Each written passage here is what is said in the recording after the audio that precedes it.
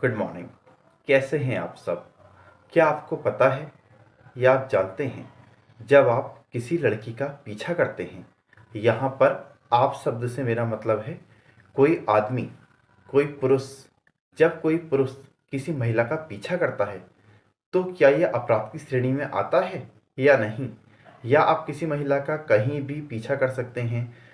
आपने किसी महिला को देखा, वो अपने ऑफिस जा रही है, बाजार जा रही है, या किसी पिकनिक स्पॉट पे जा रही है, पार्क में जा रही है, और आप हर जगह उसका पीछा कर रहे हैं। जहाँ भी वो जाती है वहाँ वहाँ आप उसका पीछा करते हैं। आप जिस महिला का पीछा कर रहे हैं वो मतलब आपकी कोई जानने वाली महिला है या फिर आपके जानने वाली महिला नहीं है। उस महिला ने आपको देख लिया कि आप लगातार उसका पीछा कर रहे हैं, या उसने ये नहीं भी देखा कि आप उसका पीछा कर रहे हैं। अगर उसने देखा, उसे ये लगा कि आप उसका पीछा कर रहे हैं और उसने इस बात का विरोध किया और आपसे कहा कि आप मेरा पीछा मत कीजिए, उसके बाद भी आप उसका पीछा लगातार कर रहे हैं। जब उसने आपसे ऐसा कहा कि आप मेरा पीछा मत कीजिए, तो आपने उसको दूसरे माध्यम से पीछा करना शुरू कर दिया। मतलब आप उसके पीछे पीछे तो नहीं गए, लेकिन आपने सोचा यार इसको मैं किसी ना किसी तरीके से तो ट्रैक करूँगा। तो आपने क्या किया, फिर माइंड का यूज किया और दूसरे तरीक़ों से उसको परेशान करना शुरू कर दिया। ऐसे में कोई भी महिला, अगर वो आपके जानने वाली है या आपके जानने वाली महिला नहीं है, मतलब अगर वो आपकी नोन महिला है या फिर आपसे अननोन महिला है, दोनों तरीके से पीछा करना अपराध की श्रेणी में आता है। चाहे जानने वाली महिला हो, चाहे जानने वाली महिला ना हो। अब वो कौन कौन से तरीके हैं जब ये कहा जाता है कि कोई पुरुष किसी महिला का पीछा कर रहा है? देखिए, जब हम एक फिजिकल तरीके से किसी के पीछे पीछे जाते हैं, जब आप किसी महिला को ऑफिस, पिकनिक, पार्क, हॉस्पिटल या कहीं भी वो जा रही है, मतलब ये तो मैं एग्जांपल दे रहा हूँ, कहीं भी कोई महिला जा रही है और आप जगह जगह उसको स्पॉट कर रहे हैं, जगह जगह आप उसके पीछे जा रहे हैं फिजिकल तरीके से, तो ये कहा जाता है कि आप उस महिला का पीछा कर रहे हैं। उस लड़की ने आपको मना कर दिया कि आप मेरा पीछा मत कीजिए, ठीक है, तो आप चुपचाप बैठ गए। अब आपने सोचा मैं और किसी तरीके से इसको परेशान करूं, यार मुझे तो इसका पीछा करना ही है। तो आपने सोचा कोई दूसरा तरीका। जब आपको फिजिकल तरीके से पीछा करने के लिए मना कर दिया गया, तो फिर आपने दूसरा तरीका सोचा। आपने उसको ईमेल किया, उसकी ईमेल आईडी कहीं से पता करके। फिर आपने उसको फेसबुक पे सर्च किया, वो आपको फेसबुक पे मिल गई। आपने उसको फेसबुक पे मैसेज भेज दिया। फिर आपने उसको फ़ोन नंबर पता कर लिया, फ़ोन कॉल किया। फिर उसने आपको ब्लॉक कर दिया। फिर आपने उसे फ़ोन पे टेक्स्ट करना स्टार्ट कर दिया। उसके बाद आपने कभी उसको व्हाट्सएप किया, कभी आपने उसको इंस्टाग्राम पे ढूंढा, मैसेंजर पे ढूंढा, ट्विटर पे, ठीक है, जो भी इलेक्ट्रॉनिक मतलब हमारे पास कम्युनिकेशन है, तो आपने उसको वहाँ वहाँ सर्च किया और वहाँ वहाँ से उससे परेशान किया। मतलब आपने फिजिकल तरीके का भी यूज कर लिया और आपने इलेक्ट्रॉनिक कम्युनिकेशन का भी यूज उसको परेशान करने के लिए, उसको ढूंढने के लिए, उससे बात करने के लिए सारे तरीके, सारे हथकंडे कह सकते हैं, वो अपना लिए।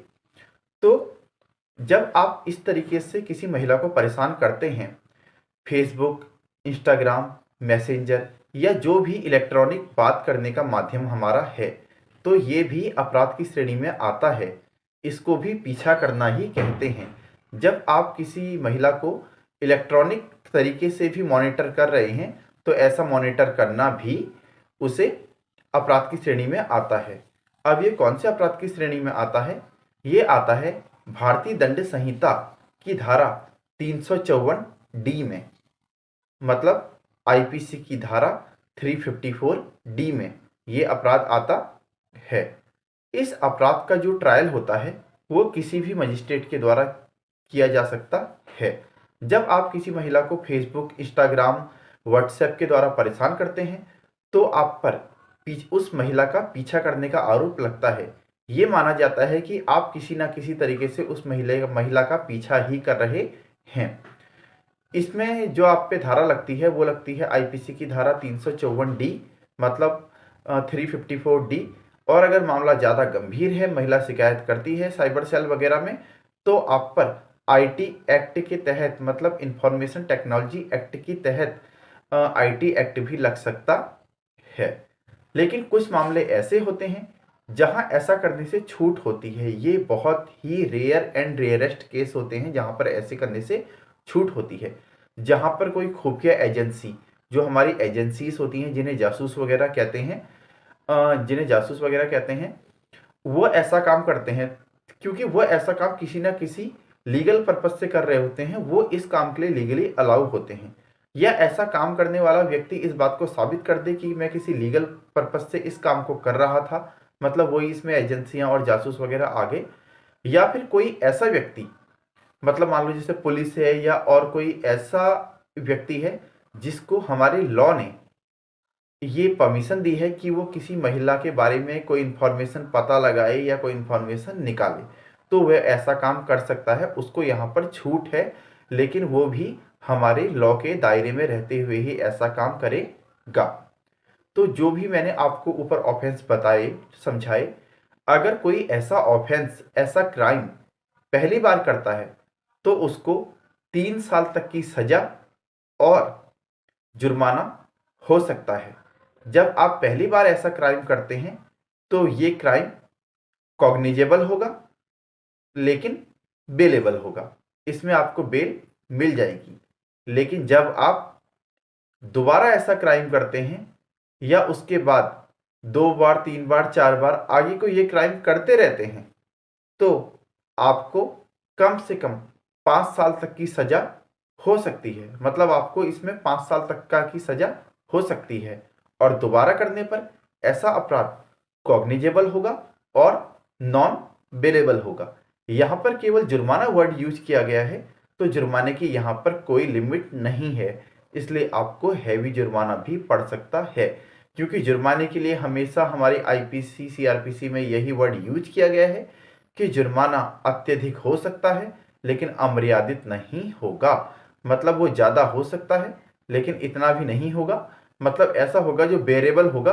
और उस पीड़िता के साथ जो मतलब अत्याचार हुआ है, उस हिसाब से वो जुर्माना आपको पे करना होगा, मतलब उसको एज अ कंपनसेशन।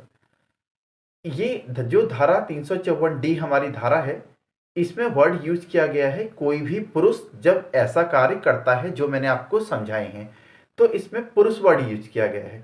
अगर कोई महिला ऐसा काम करती है तो उसके लिए फिलहाल कोई ऐसा स्पष्ट प्रोविजन नहीं है, कोई महिला वर्ड यूज नहीं किया गया है। जब कोई महिला किसी का पीछा करती है तो इसके लिए कोई स्पेसिफिक प्रोविजन अभी नहीं दिया गया है, क्योंकि मतलब ज़्यादातर ये माना जाता है कि पुरुष ही पीछा करते हैं महिलाओं का।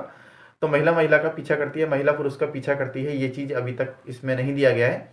तो 354D में यही कहा गया है कि कोई पुरुष जब किसी महिला का पीछा करता है। तो होपफुली आपको सेक्शन 354D आईपीसी का समझ में आ गया होगा। इसी तरीके से हमारे साथ बने रहिए हमारे वीडियोज में। वीडियो को वॉच करें, लाइक करें, चैनल को सब्सक्राइब करें। धन्यवाद।